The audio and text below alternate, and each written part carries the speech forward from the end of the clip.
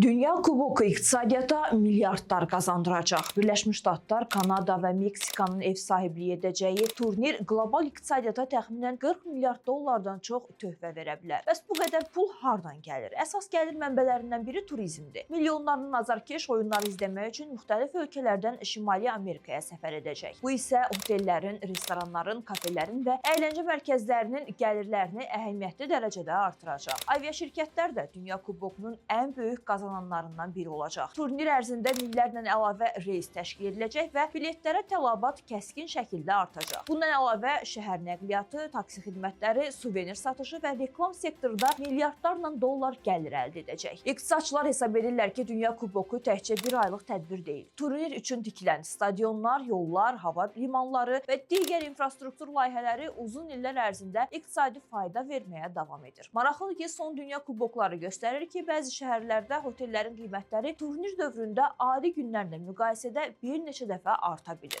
Yəni, Dünya Kuboku futbolçular üçün kubok uğrunda mübarizədirsə, biznes dünyası üçünsə milyardlarla dollar dövr edən nəhəng iqtisadi hadisədir.